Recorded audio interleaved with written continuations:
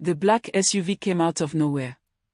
Grace Mensah hit the pavement running, her heels in one hand, the Seoul night air cold against her bare shoulders.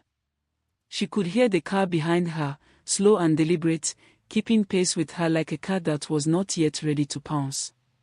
She turned into an alley, pressed her back against a damp wall and stopped breathing. The car roared past. She counted to 10. Then she ran again. 3 days ago she had been standing in her small London flat arguing with her landlord about a boiler.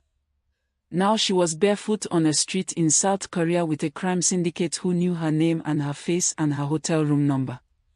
She did not yet know how she was going to get out of this. What she knew was that the most dangerous man in Seoul had told her she was safer with him than anywhere else in the world. And the terrifying part was that she believed him. This is Saved by the Mafia Boss. Stay until the end because this story is going to surprise you in ways you are not expecting. Like and subscribe to this video, leave a comment telling us where you are watching from. Grace Mensah was the kind of woman who made rooms go quiet without meaning to. Brown skin that caught light like it was made for it, long wavy hair that she was always pushing off her face, and eyes that noticed everything. She was 28, she was talented, and she was 3 months behind on her business loan. The Seoul contract was supposed to fix everything. A luxury wedding between a Nigerian shipping magnate and the daughter of one of Korea's most prominent families. 2 cultures, 1 ceremony, and Grace was the only planner the bride trusted to hold it together. She had flown in on a Tuesday, checked into a mid-range hotel that smelled like clean linen and instant noodles, and told herself that this job was going to change her life. She had no idea how right she was. The trouble started on Thursday night. Grace had been at the venue until 9 in the evening, walking through the layout for the 100th time, when she noticed that the floor arrangement near the east entrance was sitting at the wrong angle. It was a small thing. Most people would not have seen it. Grace saw it the way a surgeon sees a crooked suture, as something that could not be left alone. She sent her assistant home, told the venue staff she would lock up, and went back inside alone. The main hall was beautiful in the dark. Soft light from the emergency strips along the floor, the long tables laid with ivory cloth, the centerpieces standing in silence. Grace fixed the arrangement, stepped back, nodded once to herself, and turned to leave. She passed the corridor that led to the private dining suites and noticed that the third door was slightly open, a thin line of yellow light leaking from it. She should have kept walking. She would think about that moment many times afterward. The small, ordinary decision to push the door open a fraction more and look inside. There were 5 men in the room. 4 of them were standing. 1 was seated at the head of the table, and even from the doorway, even before he looked up, Grace understood without being told that he was the reason all the others were standing. He had the kind of stillness that powerful men develop when they no longer have anything to prove. A dark suit. A glass of water in front of him. Documents on the table that 2 of the other men were pointing at with the careful energy of people who were very keen not to make a mistake. On the far side of the room, a metal case sat open on a side table. Grace did not know exactly what was inside it. She knew enough to understand it was not something she was supposed to see. She stepped back. The door moved. One of the standing men turned and looked directly at her. Grace walked. Then she ran. She was back at her hotel in 20 minutes, door bolted, curtains drawn, sitting on the edge of her bed trying to slow her heartbeat down. She told herself she had not seen enough to matter. She told herself nobody would come after an event planner from London who had been in the wrong corridor at the wrong moment. She drank a glass of water, changed into her pajamas, and lay down. She did not sleep. By 8 the next morning there were 2 men in dark suits standing near the entrance of her hotel lobby. Grace saw them from the lift before they saw her. She turned around, went back upstairs, changed from her pajamas into the most professional outfit she had, and spent 45 minutes sitting on her bathroom floor deciding what to do. Her phone showed no missed calls. No threats. Nothing. Just the ordinary morning notifications of a person whose life had not yet completely changed. Then someone knocked on her hotel room door. The two men did not touch her. They did not need to. They stood on either side of her in the corridor with the calm efficiency of people who did this regularly, and they walked her to a private car that was waiting at the side entrance of the hotel. Nobody at the front desk looked up. Nobody in the street noticed. Grace sat in the back seat between the two men and kept her hands folded in her lap and her chin level because she had decided somewhere between the bathroom floor and the corridor that she was not going to let whoever was behind this see her afraid. She was afraid. She was absolutely terrified. But she had a face that could hold a secret when it needed to. The car stopped at a building that had no signage and a doorman who nodded at the men flanking her like he recognized them. She was taken to the fourth floor, into a room that looked like a private dining room. Dark wood. A long table. A single place setting at the head. He was already there. Shin Dae-hyun was 34 years old and he looked like someone who had been constructed specifically to be difficult to read. High cheekbones, dark eyes, a mouth that gave nothing away. He was eating breakfast. Calmly. Like she was an appointment he had been expecting.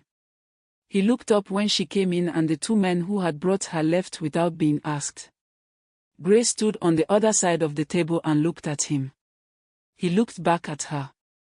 The silence lasted long enough to be a statement.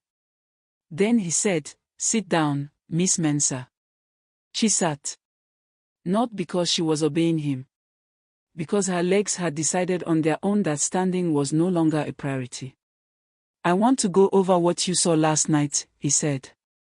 His English was precise, slightly formal, with an accent that moved between Korean and something more international, the voice of a man who had done business in many countries and had learned to be fluent in pressure. "I didn't see anything," Grace said. "I was in the wrong corridor. I pushed the door open by accident and I left immediately. I didn't see anything clearly and I have absolutely no reason to tell anyone about a meeting I barely glimpsed while I was trying to get back to my hotel." Dae-hyun put his chopsticks down. He looked at her with the specific expression of a man who has been lied to so many times that he has developed an almost scientific interest in the different ways people do it. "You're not a bad liar," he said. "But you're not a good one either. I'm telling you the truth. You saw the case." Grace said nothing. "The men on the other side of that deal saw your face," he said. "They are not people who leave witnesses unaddressed. By now they have your name, your hotel, your passport number, and the name of the company that contracted you for this event." He picked up his water glass. "You understanding the situation you are in is more useful to both of us than you pretending you don't." Grace looked at him for a long moment. "So what happens now?" "Now you eat breakfast," he said, and nodded toward the second place setting she had not noticed being arranged. "And we discuss what comes next." She did not eat breakfast. She sat across from him and they talked for 40 minutes and by the end of it she understood 3 things.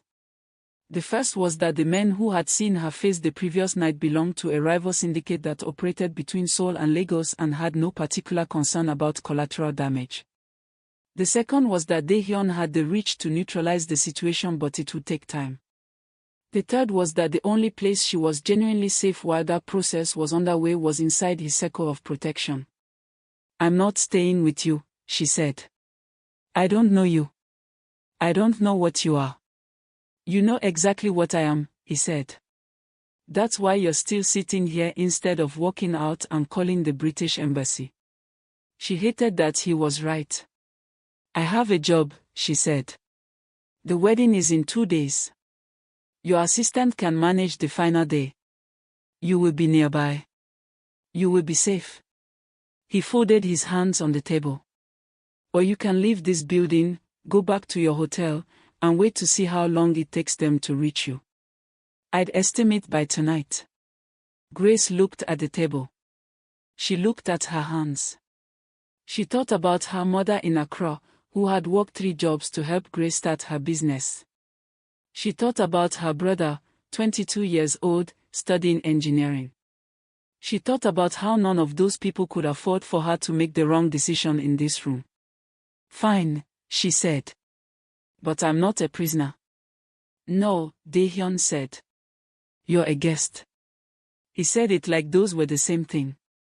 If you are enjoying this story, drop a like and subscribe because we have so much more where this came from and you are going to want to be here for all of it. The private floor of his building was not what Grace had expected. She had prepared herself for something cold and deliberately intimidating, the kind of space that was designed to remind you of someone's power. What she found instead was a penthouse that felt like it had been curated by a person who cared deeply about very specific things. The books were real and well-read, spines cracked, pages marked. The kitchen was stocked with ingredients that suggested someone actually cooked. There was a record player on a low shelf that surprised her so much she stopped and stared at it.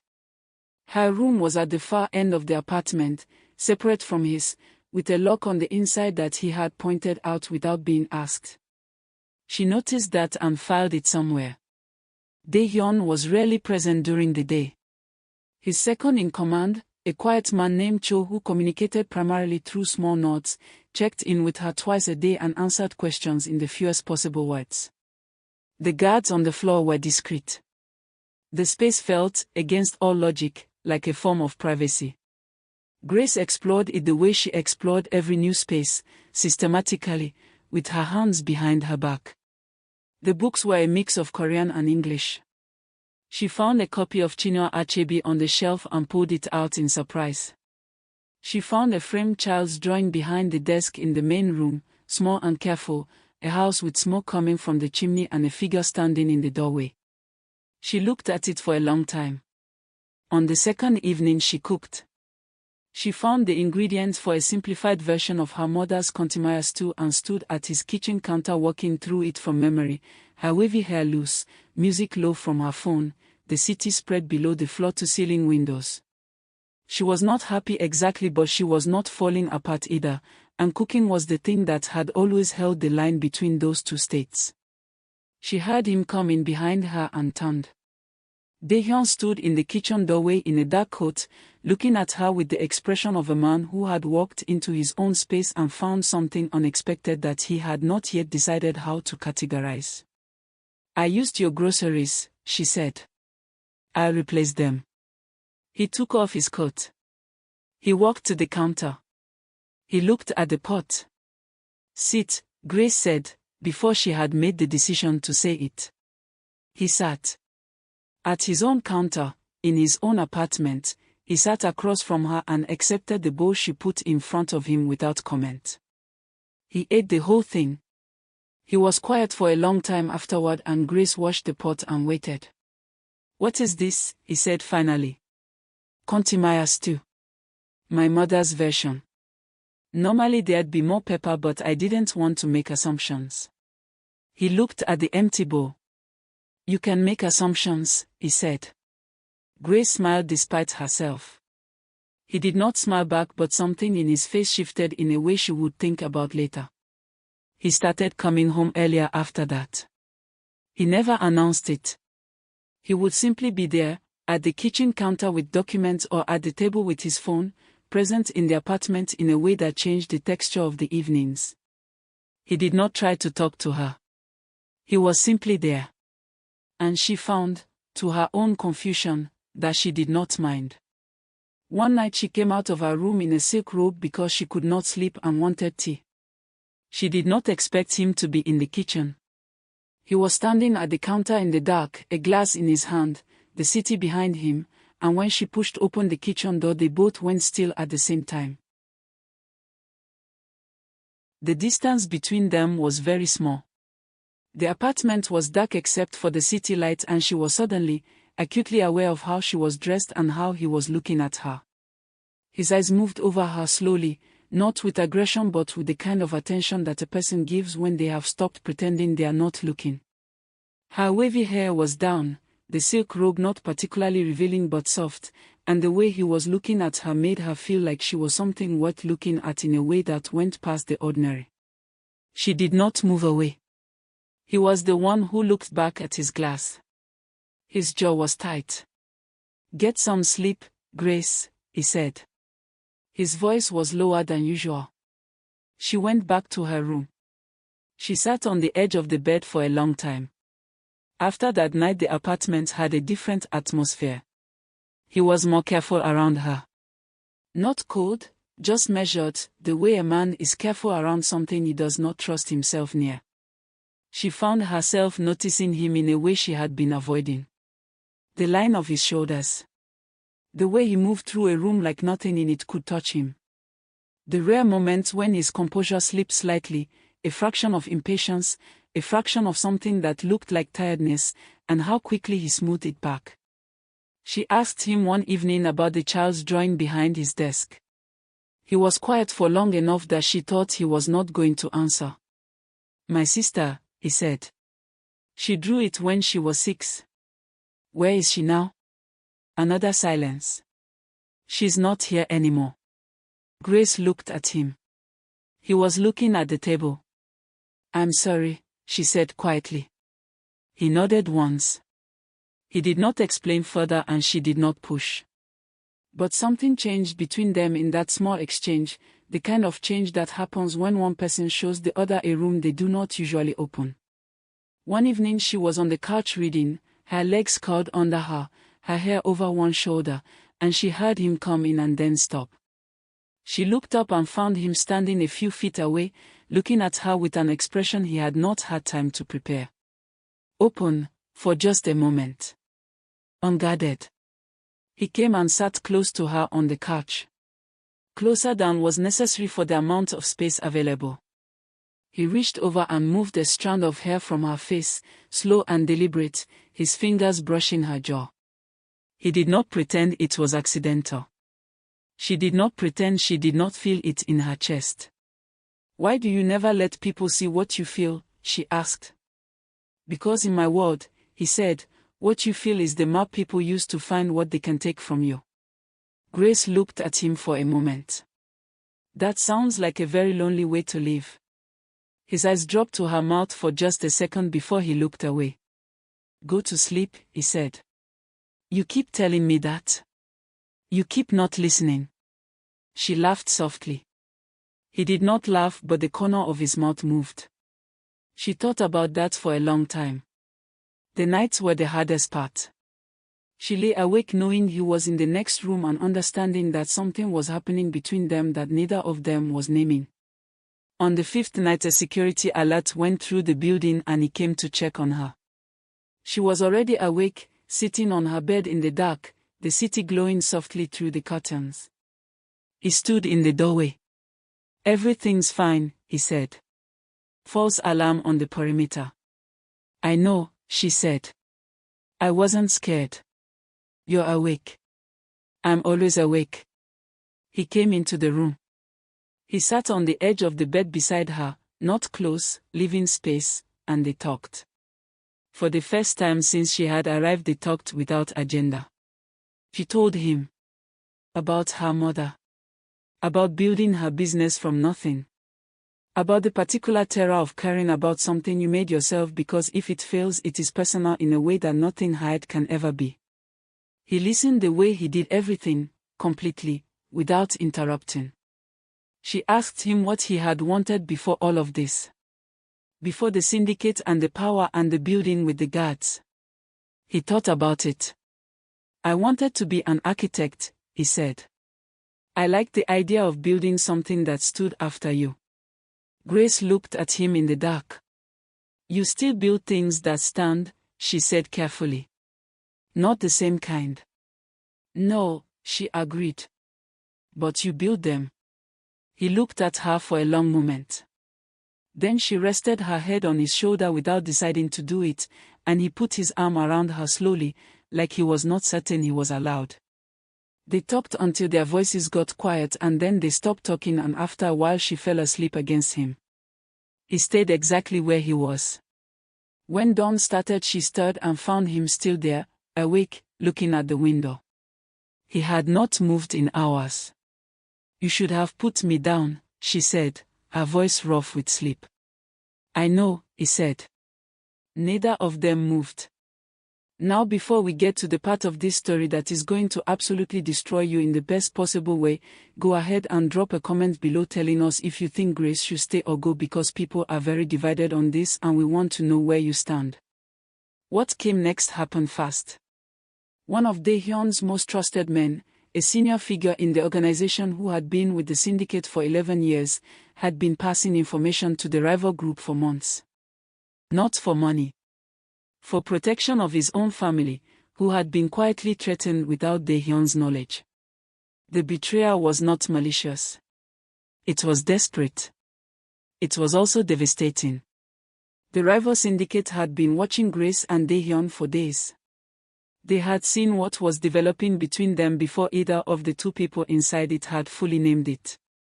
And they understood, with the cold practicality of people who study leverage for a living, that Grace Mensah had become the single most effective way to get to Shin Dae-hyun.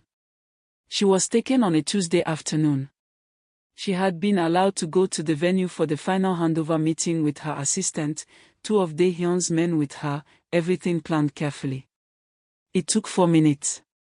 A distraction at the venue entrance, a car at the side, and Grace was gone before either guard understood what had happened. Cho came to Dae-hyun with the news personally. He chose his words carefully and then delivered them in a single sentence. Dae-hyun went completely still. The room was full of senior members of the organization. All of them waiting. All of them watching him process the information. "How long?" he said. 11 minutes. Dae-hyun stood up. He picked up his jacket from the back of the chair. "Sir," Cho said. "We should plan." "Find me the location," Dae-hyun said. His voice was entirely level. That was the thing that made everyone in the room understand the severity of the moment. Not the volume. The complete, terrifying absence of it. Grace was being held in an apartment on the east side of the city. Clean, warm, a glass of water on the table. The man in the room with her was not threatening her. He was simply present, which she found more frightening than threats would have been. She understood she was bait. She understood they wanted Dae-hyun to come. What she was trying to figure out, sitting in that chair with her hands in her lap and her heartbeat louder than anything else in the room, was how to make herself useful when he arrived. She thought about everything she had observed in the past week.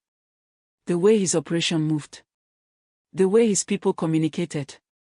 The way a distraction worked in this world. She looked around the room with the same systematic attention she gave to every space she entered. She started talking. She talked to the man in the room with her about everything and nothing. The wedding she had been in Seoul to plan. The flowers she had fixed in the dark. Her mother's cooking. She talked because a talking person is harder to manage than a silent one, and because every minute she kept him engaged was a minute he was not doing anything else. She knocked the water glass over, reaching for it, and apologized at length while he cleaned it up. She asked for another glass. She mentioned she was feeling faint. She asked if there was a window that could be opened. She moved through the room in small increments, always with an excuse, always apologizing, always one step further from the chair she had started in. By the time she heard the door come in, she was standing. Dae-hyun walked through first. Alone.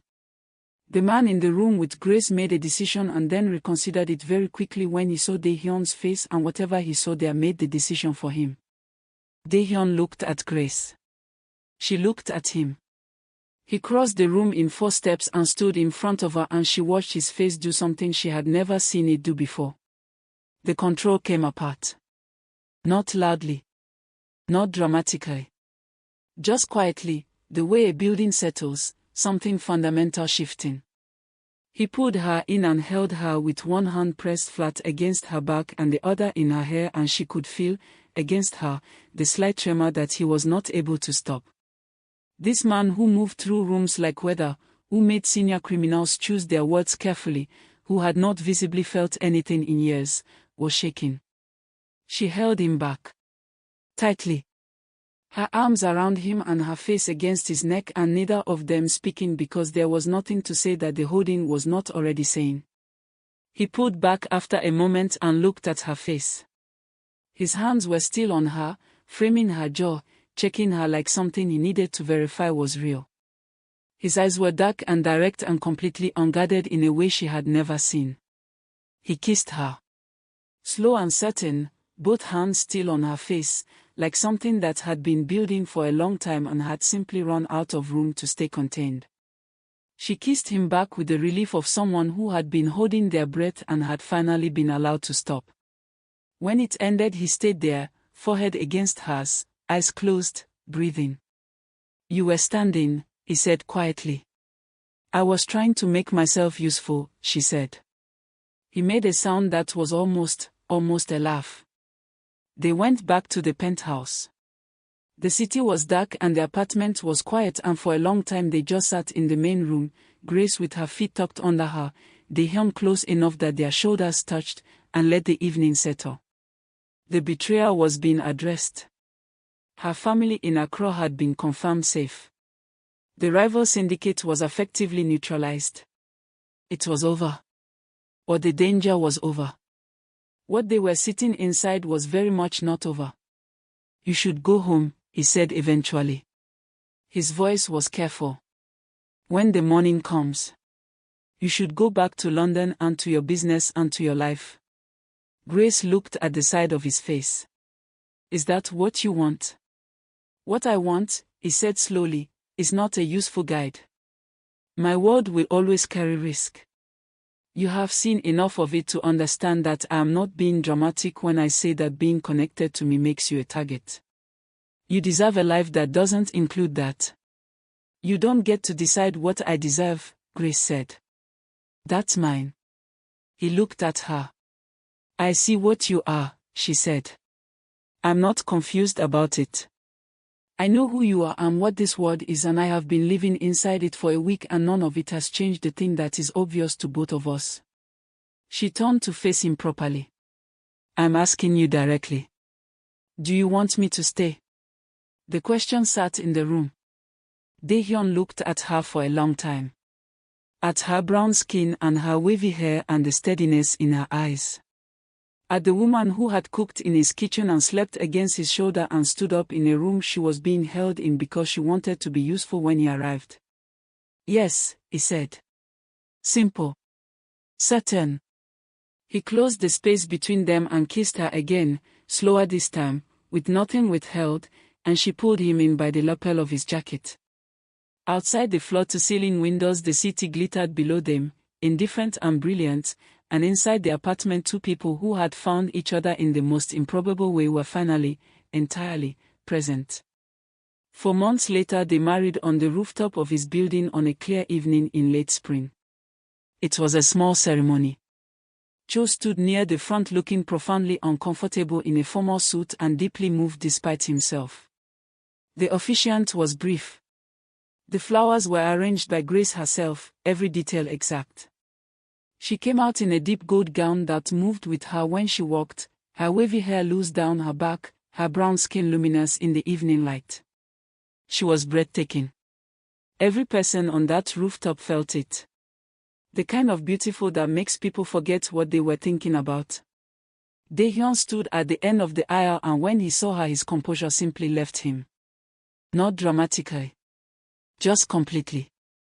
Something soft and open crossed his face in a way that Cho, who had known him for 9 years, had never once seen. He stood there and watched her walk toward him, and he did not even try to look composed. She reached him and he took her hands. "You fixed the flowers," he said quietly, looking at the arrangements. "They were at the wrong angle," she said. His mouth curved. Fully. A real smile, unhurried and warm, the kind she had been accumulating in pieces for 4 months and was now seeing whole for the first time. She thought it was the most extraordinary thing she had ever seen. The vows were their own words. He spoke to her face only, low and direct, saying things about her that made several people look at the floor because it felt private even in public. She said things back that made his jaw tighten with the effort of keeping himself together. When the officiant told him he could kiss his bride, he took her face in both hands and kissed her so thoroughly that someone laughed and someone else quietly exhaled like they had been holding their breath. That night was theirs. The city below, the room warm and gold-lit, Grace's dress eventually forgotten on the floor, two people with nothing between them and no reason to be anywhere else in the world. Everything that had been building since a dark corridor and a wrong door and a breakfast that she had not been able to eat arrived, finally, completely, without interruption. In the early morning she stood on the rooftop in his shirt, her wavy hair loose, watching Seoul wake up below her. The sky was that particular blue that happens just before the color comes into it. She heard the door behind her and then his arms came around her waist from behind, his chin resting on her shoulder, both of them looking out at the city. Neither of them spoke for a long time. "I fixed those flowers," she said eventually. "And look where it got me." He pressed his mouth to the side of her head.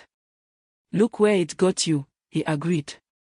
Below them Seoul moved through its morning, bright and enormous and entirely unaware that on a rooftop above it two people had found, in the most impossible way, the one place in the world where they were completely safe. If this story stayed with you, then you know what to do.